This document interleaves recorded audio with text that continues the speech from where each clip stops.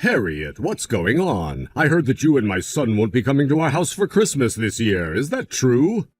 Oh, good evening, Dad. Well, yes, it's true. Curtis and I talked about it for a while, and we decided that we would spend Christmas at home this year instead of going over to your place. I don't believe this. Why would you go and do a thing like that? Well, haven't you seen the weather reports? We're supposed to get a once-in-a-decade blizzard on Christmas Eve. A lot of the stores around here are already announcing that they're not going to be open for either the 24th or the 25th out of fear for their employees' safety. It's pretty serious. We just feel like we'd rather not take the risk and go visit you guys on another day instead. I cannot believe what I'm hearing. You think you're worthy of marrying into our family with an attitude like that? I should have known this is what you would be like when you refused to build a duplex with us before you and Curtis got married.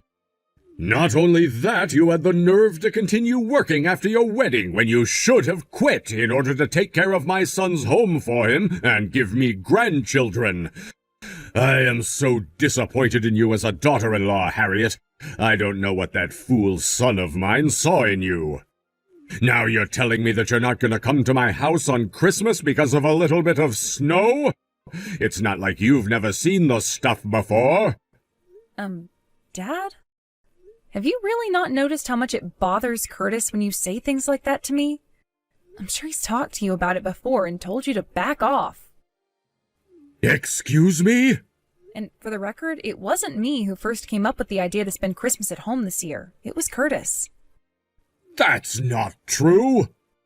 Also, Curtis was the one who first came out against your proposal of building a duplex together, not me. And once again, it was Curtis who encouraged me to keep working at my same job after getting married. He's been very supportive of me and my career aspirations. What a load of nonsense! Now, if you'll excuse me, I'm actually out of town on business at the moment, so I'll be taking my leave. What? Your company sends the women on business trips? Don't they know you have more important things to be doing at home? Well, Curtis and I both share housework duties, and I'm the person in charge of this region, so... This conversation isn't over. We still have a lot of things to discuss, Harriet. I have to get up early tomorrow morning, so I'm going to bed now. Harriet! It's precisely this bratty, rebellious attitude of yours that made me oppose you marrying my son in the first place. I always told Curtis that he made an unbelievable mistake in marrying you instead of Charity. They've known each other since they were kids. They understand each other. They grew up in the same town, share the same culture. They're the perfect match. What was that imbecile thinking, choosing you over her? My only wish is that there was some way for me to get him to divorce you. How I'd love to be able to look Charity in the face and call her my daughter-in-law.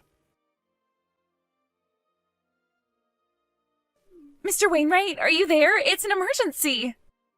Oh, if it isn't my darling little Charity. Are you trying to get in touch with Curtis? At this time of day, I'm pretty sure he's at work. Can I give him a message for you? No, this is about Curtis. He's been taken to the hospital. What? What in the world happened to him? The hospital? Curtis and I were going to meet up for lunch today. I was at the cafe waiting for them to arrive, and I saw Curtis across the street coming toward me, right? When all of a sudden a car drove straight through a red light and ran right into Curtis. Oh no, that's terrible. It looks like more than one person was injured in the crash because 2 ambulances arrived on the scene a short while later. I was on the scene, so I volunteered to go to the hospital together in the ambulance Curtis was loaded into. What hospital were you taken to, Charity? It's Western General Hospital, the one on North Franklin Drive. Please, Mr. Wainwright, hurry over here as fast as you can. Got it! I'll tell my wife we'll be there soon. Harriet, what do you think you're doing? Exactly when are you planning on coming to see Curtis at the hospital? In all the time he's been here, you haven't come by to see him one single solitary time. Have you no shame? Don't you feel any responsibility to be here with him? Let me state this as simply as possible. Your husband is in the hospital, Harriet. And you, his wife, have not come by to see him a single time. Are you insane? Not only haven't you come by, you haven't even tried to contact him. He could have died for all you know.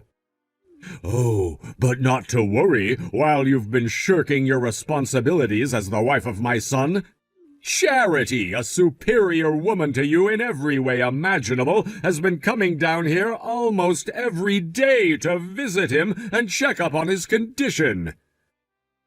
Every day that goes by, you make me more and more convinced that I'm right. Charity would make a far better wife for Curtis than you ever could. Hello there, Charity.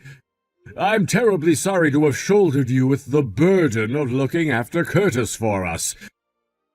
The restaurant we run is very small. There's only my wife, myself, and a few part-time staffers. If we're not there to handle things, then we'd have to shut it down, and we obviously can't do that. If our restaurant were a bit closer, then we'd at least be able to stop by from time to time, but unfortunately, we're on the opposite side of town. It's fine, Mr. Wainwright. Don't worry about it. After all, I'd do anything to be able to spend more time with Curtis. This is like a dream come true. I'm glad to hear that. You know, Charity, you really are one fine young woman. Generous, caring, self-sacrificing. Nothing at all like that heartless, soulless, worthless Harriet. Speaking of Harriet, do you know what's going on with her? As far as I can tell, she hasn't even come by the hospital once to see him. I thought that was the case. I can't even get in touch with her. She won't answer texts or calls. Her parents have already passed away, and I don't know the contact information of any of her other family members, so the only thing I can do is wait for her to respond. There's no other way for us to figure out exactly what the hell she's doing.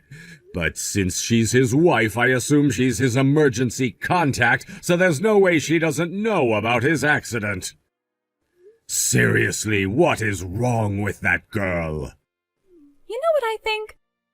I think she's using this as an opportunity to do what she's always wanted to do, but couldn't because Curtis was around. You know what I mean? What? Curtis is so ridiculously trusting of her. No matter how many times I try to tell him about her, he's just like, no way, Harriet's not like that. She would never do that to me. It's pathetic. I mean, think about it. Not only has Harriet not been over here, but she hasn't even gone back to their house yet all this time. Wait, really? You're sure? Wow, I should have expected that was the case, but to hear that it's actually true is too sad to bear. Don't you think it's time we made our move and got them to divorce? I mean, it pains me so much to see Curtis pining after such an unfaithful wife.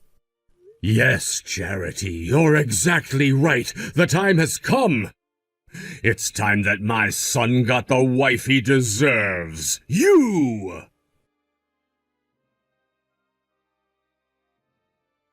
Hello, Harriet. I'm writing to let you know that I've talked it over with my wife, and we've decided that you do not deserve to be married to our son. Not only have you not come to the hospital for the entire time he's been hospitalized, you're off doing who knows what in who knows where, and haven't even been back to your house. Furthermore, you have yet to respond to or even read a single one of my messages. As such, we have determined that the only way forward is for you to leave. You're going to divorce my son as soon as possible. Hello to you too, Dad. I'm sorry it's taken me so long to get back to you. There you are. I suppose once I brought the D word into the picture, you realized I meant business. But you're too late, Harriet. There's no changing my mind now. My decision is final. Let's back up a bit, shall we? First order of business. I've been staying in the exact same hospital as Curtis this entire time. What? Wait just one moment. What do you mean you've been staying at the hospital? As in you've been renting a room nearby? No, I mean I've been hospitalized. I was the other person injured in the crash involving Curtis. And the driver who ran a stoplight? You were?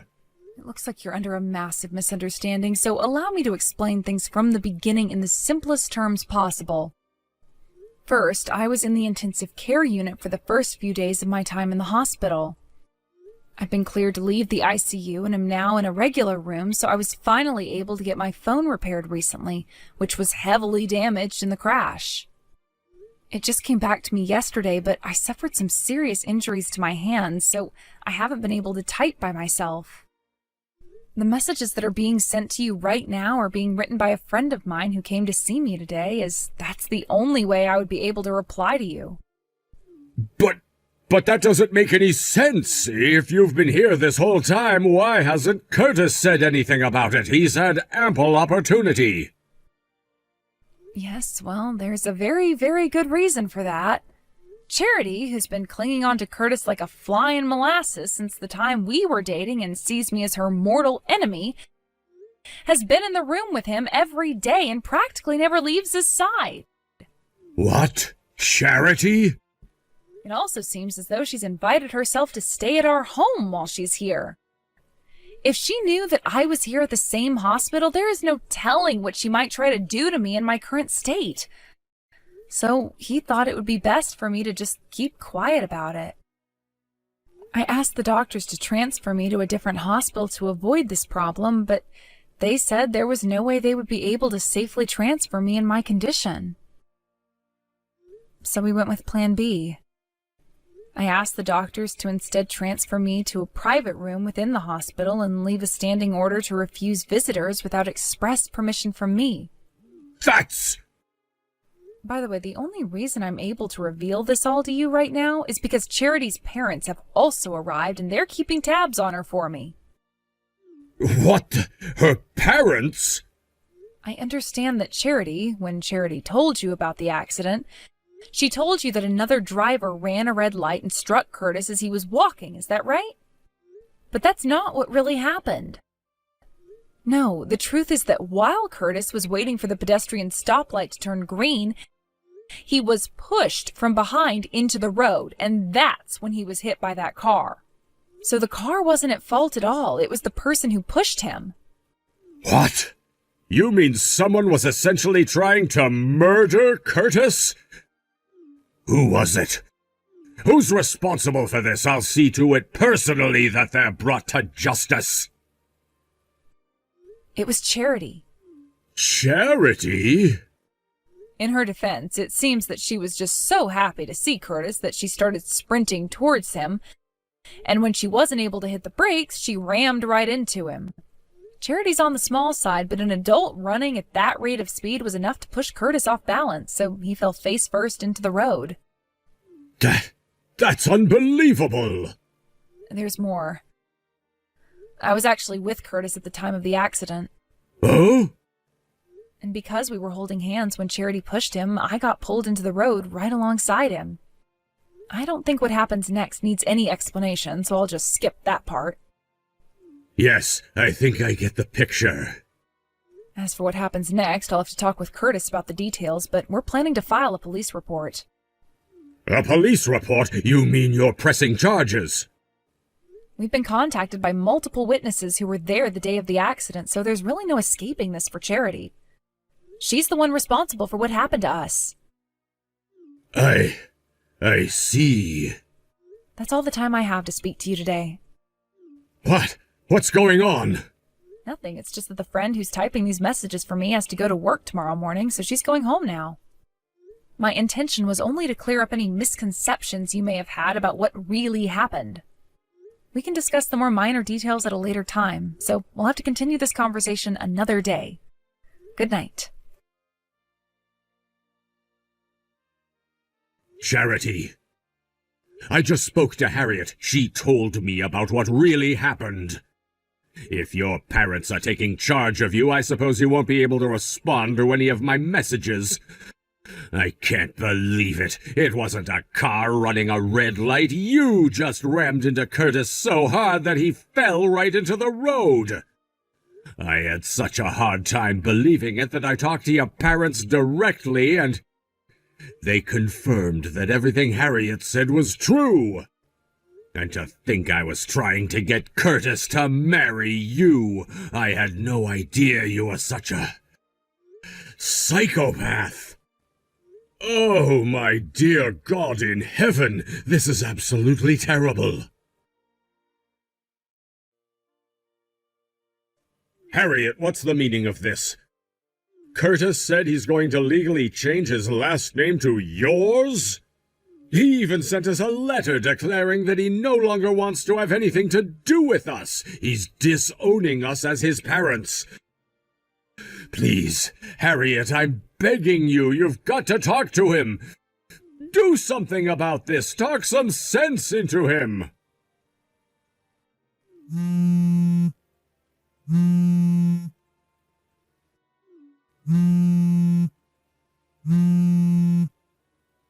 Please, Harriet. Curtis is my only son. I was planning on having him take over the family business, but now he's disowning me?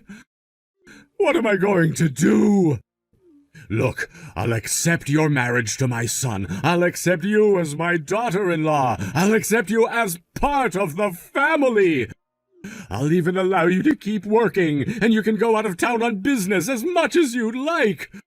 Oh, and I'll also compromise and have you and Curtis do an 80-20 split on the housework. So please, you need to convince Curtis not to disown us and get him to reconsider changing his last name. He can't just get rid of his last name. That's my family name. When she read the letter, my wife was so shocked that she fell down and threw out her back.